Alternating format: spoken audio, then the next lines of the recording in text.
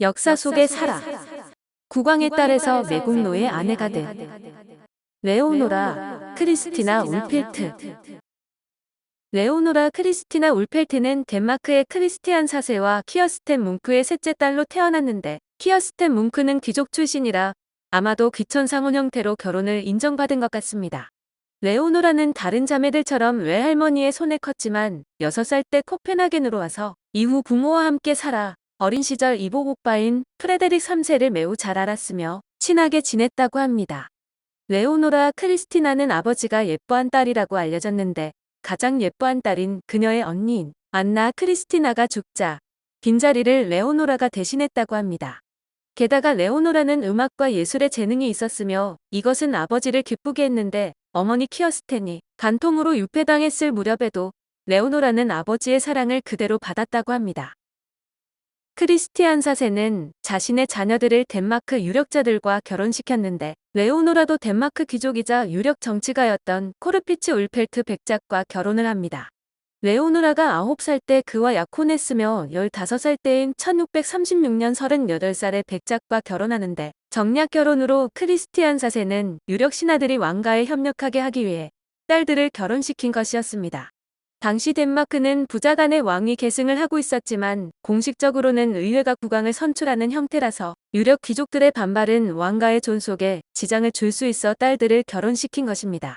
하지만 이 상황은 후에 그가 원했었던 것과 정반대 방향으로 흐르는데, 레오노라와 울펠트 백작은 모두 15명의 아이를 낳았으며 7명의 아이가 성인으로 성장했다고 합니다. 레오노라와 결혼한 울펠트 백작은 국왕의 총신이자 권력자로 성장하는데, 당시 왕비가 없어 국왕의 딸이자 권력자의 아내였던 레오노라는 궁정에서 왕비와 같은 역할을 하게 됩니다. 하지만 아버지인 크리스티안 4세가 사망하고 이복 오빠인 프레데릭 3세가 즉위하면서 레오노라와 그녀의 남편은 지위가 흔들릴 수 있다는 것을 알게 됩니다. 프레데릭 3세의 형인 크리스티안이 왕위 계승자였지만 크리스티안 4세보다 미리 죽었기 때문에 프레데릭이 계승자로 의회 승인을 받아야 했는데, 크리스티안 4세가 죽기 전에 절차를 끝내지 못했습니다. 결국 국왕은 의회의 반 정도밖에 승인받지 못했고 권력은 귀족들 손에 넘어가는데, 그 중심에 울펠트 백작이 있어 프레데릭 3세는 매제가 너무 큰 권력을 갖고 있어 지위를 뺏으려고 했습니다. 게다가 프레데릭 3세의 아내인 조피 아말리는 시아버지가 살아있었을 때 궁정을 이끌어 나갔던 레오노라의 지위를 더 이상 용납하지 않아 프레데릭 3세 부부와 레오노라 부부가 불화를 빚기 시작했습니다. 게다가 울펠트 백작 부부가 국왕을 독살하려 했다는 의혹까지 제기되는데, 무죄로 밝혀졌지만 위기감을 느낀 울펠트 백작 부부는 결국 덴마크를 떠나기로 합니다. 백작 부부와 아이들은 처음에는 네덜란드로 갔으며 그 뒤에는 스웨덴으로 갔는데, 스웨덴에서 그들은 크리스티나 여왕을 만났으며 여왕은 이들을 환대했습니다. 크리스티나의 뒤를 이어 국왕이 된 칼 10세 구스타프도 이들에 대해 호의적이었다고 하는데, 둘은 처음에는 스톡홀름에 머물렀으며 이후에는 포메른에 있는 성에 거주했었습니다. 그 후 울펠트 백작은 덴마크로 돌아가기 위해 국왕과 협상을 시도하는데, 협상을 위해 레오노라가 덴마크로 가서 이복 오빠를 설득했지만 이 시도는 실패하게 됩니다. 레오노라는 자신이 국왕과 만나지 못한 것은 자신의 이복 동생이자 정적이었던 울릭 크리스티안 길덴요베 때문이라고 하는데, 무튼 협상이 실패하면서 울펠트 백작은 매국노의 길로 가게 됩니다. 그는 덴마크를 침공하려던 스웨덴의 칼 10세 구스타프의 계획을 지지했으며 그의 조언자가 되어 귀족들을 설득해서 스웨덴에 저항하는 것을 포기하게 설득하는 임무를 맡게 됩니다. 심지어 칼 10세 구스타프를 위해 전쟁 자금까지 지원할 정도였는데, 이 공으로 울펠트 백작은 칼 10세 구스타프에게서 백작령을 하사받을 정도가 됩니다. 그러나 1659년에 울펠트 백작은 칼 10세 구스타프에 대한 음모를 꾸몄다는 의심을 받는데, 울펠트 백작이 부유한 스코네 지방의 영지를 얻길 바랬지만 다른 지방의 영지를 줬다고 합니다. 부부는 이에 대해 대놓고 불평을 하고 이것은 스웨덴 국왕과의 불화로 이어져 결국 울펠트 백작 부부는 다시 코펜하겐으로 도망치게 됩니다.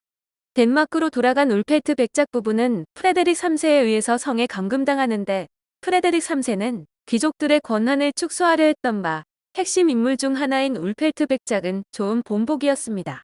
울펠트 백작 부부를 관리하던 간수는 백작 부부에게 매우 혹독하게 대했는데, 울펠트 백작 부부가 스웨덴이 덴마크를 침공했을 때 동조했었던 것에 대한 원한이었을 수도 있을 것입니다. 결국 백작 부부가 성에서 도망치려다가 실패하는 상황까지 가는데 결국 울펠트 백작은 국왕에 대한 충성을 서약했으며 그의 재산 대부분을 국가에 헌납하면서 간신히 풀려날 수 있었습니다. 1661년 풀려난 레오노라와 그녀의 남편은 레오노라가 외할머니에게서 물려받은 영지에서 생활하는데 국왕은 백작의 재산은 빼앗았지만 레오노라가 물려받은 재산은 빼앗지 않았었다고 합니다. 아마 이때 프레데릭 3세는 울펠트 백작이 이제 더 이상 음모를 꾸미거나 권력을 추구할 기회가 없었다고 판단해 친구들과 만나고 해외로 여행하는 것을 허락하게 됩니다. 하지만 울펠트 백작은 국왕에 대한 원한을 잊지 않았으며 다시 한번 외국 세력을 끌어들이는데 브란덴부르크 선제후인 프리드리히 빌헬름을 덴마크 국왕으로 지지하며 반란을 계획했다고 합니다. 또 레오노라를 잉글랜드로 보내서 찰스 2세에게 빌려줬던 돈을 받아오게 하는데 찰스 2세는 빚을 갚았지만 떠날 무렵 레오노라를 체포해서 덴마크로 보내버렸다고 합니다. 레오노라가 체포된 이유는 울펠트의 계획을 브란덴부르크 선제후가 덴마크 국왕에게 통보했었기 때문으로 반역죄로 체포명령이 내려진 것입니다. 레오노라는 잡혔지만 남편과 아이들은 붙잡히지 않았는데 그녀는 재판에서 남편의 반역죄에 대한 인정이나 자신이 연관되었다는 사실을 부인했고 석방 조건으로 재산을 포기하라는 압력도 거부했습니다. 이런 레오노라의 태도에 가장 붕괴한 인물은 바로 레오노라의 숙적인 소피아 아말리아 왕비로 걸석으로 치러진 재판에서 울펠트 백작은 반역죄로 재산을 몰수당했으며 덴마크에서 추방당하게 됩니다. 레오노라는 코펜하겐에서 가장 악명 높은 감옥인 푸른탑에 갇혀 이곳에서 국왕의 딸에게는 매우 굴욕적인 대우를 받는데 감옥은 아주 비좁았으며 시설도 매우 열악했습니다. 지들이 들끓었으며 모든 것이 부족했으며 글 쓰는 종이나 잉크 등도 거의 없어 여러 가지 물건들을 대용해서 글을 쓰기도 했었는데 자서전에 따르면 초기에는 매우 분노해 죽거나 복수를 꿈꿨다고 합니다. 감옥에서 매우 힘든 삶을 살 때 탑의 책임자는 술이 취해 밤에 레오노라의 방에 찾아오곤 했었는데 그녀는 그를 잘 달래서 포옹하는 정도로 돌려보내곤 했었다고 합니다. 또 그녀의 방을 청소하러 온 하녀들은 방을 뒤져서 왕비에게 보고를 했었는데 이런 하녀들이 무례하게 굴면 레오노라는 그녀들에게 죽여버리겠다고 협박해 그들을 제압하기도 했었다고 회상했습니다. 프레데릭 3세가 죽고 크리스티안 5세가 즉위하면서 레오노라에 대한 대우는 조금씩 나아지는데 새 국왕은 고모에게 어머니가 허락한다면 그녀를 풀어주겠다고 했습니다. 그러나 레오노라는 대비가 된 올케가 자신에게 얼마나 적대적인지 알아 기대하지 않았고 많은 왕족들이 그녀를 동정했지만 소피아 아말리아 왕비는 강경하게 레오노라에 대한 사면을 거부했습니다. 특히 왕비가 처자들을 낳을 경우 레오노라를 사면하려 했었던 계획은 소피아 아말리아에 의해 강하게 거부당하는데 국왕은 어머니와 언쟁까지 했지만 소용이 없었다고 합니다. 그러나 레오노라의 처우는 많이 개선되어 넓고 아늑한 감옥으로 이송되었고 따뜻한 의복 등이 지급되었으며 종이와 펜, 잉크 등이 지급되었고 데비가 죽은 뒤 석방되었다고 합니다. 자유의 몸이 된 레오노라는 바로 나가지 않고 어두워지길 기다렸다가 검은 베일로 얼굴을 가려서 나왔지만 그녀에 대한 호기심 때문에 수많은 사람들이 그녀를 보기 위해 몰려들었었다고 합니다. 국왕은 고모에게 거처와 연금을 지급했는데 레오노라가 감옥에서 나왔을 때 그녀의 이야기는 전설처럼 되었으며 많은 사람들이 그녀에게 동정적이었습니다. 레오노라는 살아남은 자녀들 중 과부가 된 딸과 함께 살았으며 다른 자녀들 역시 주기적으로 어머니를 방문하곤 했고 많은 예술가들이 레오노라를 방문하기도 했었다고 합니다. 그 결과 레오노라의 삶은 많은 사람들에게 영감을 줬으며 여러 예술작품에 나타났는데 막내 아들인 레오 울펠트는 합스부르크 가문의 장군으로 활약했습니다.